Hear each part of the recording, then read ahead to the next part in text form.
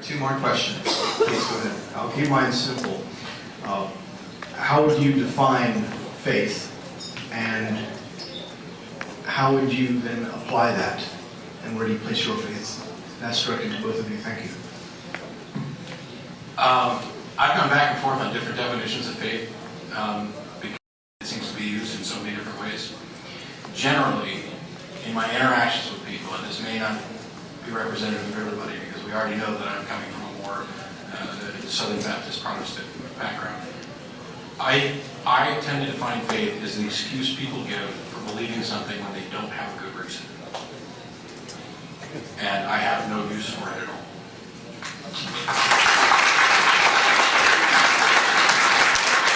I define faith, since it came into existence 2,000 years ago, it's in the New Testament and the Scriptures.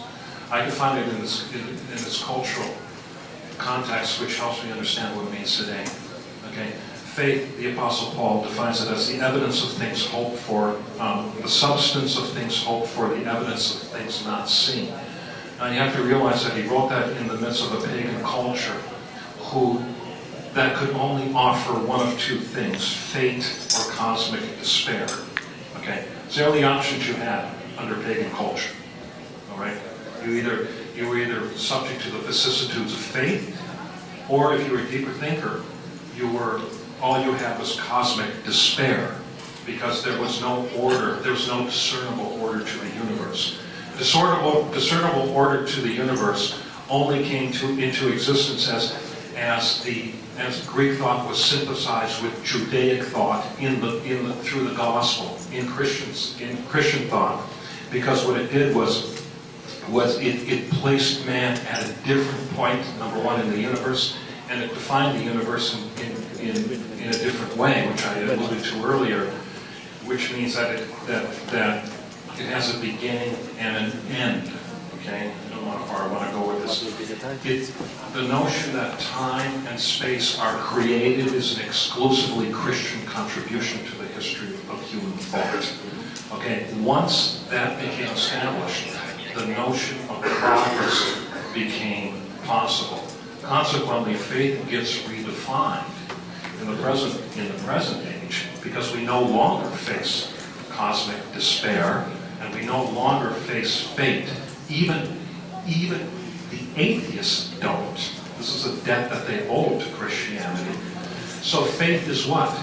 Faith is recognizing that life indeed does have a spiritual dimension, and that even if something is not quantifiable, it still can be true. In other words, faith, I think in the modern definition, is this.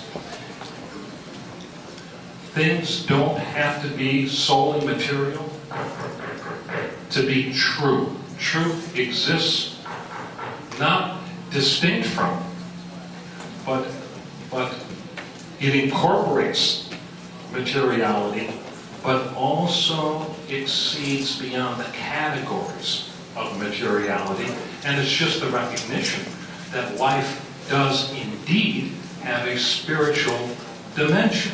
Now, what that spiritual dimension is, we can debate, and many people do, and they will till the end of time. But it recognizes that, as I said, truth cannot be reduced to just what you see under a microscope.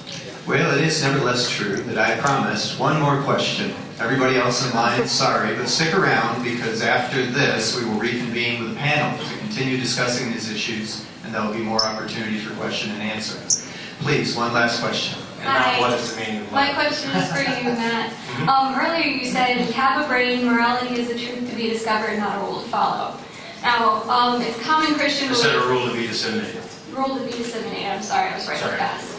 I'm a fan of alliteration, so I worked on that actual bit. Go ahead. Okay. All right, well, nevertheless, it's a common Christian belief that God gave us free will. So with that free will, we have the choice whether or not to seek His truth or seek another worldly truth.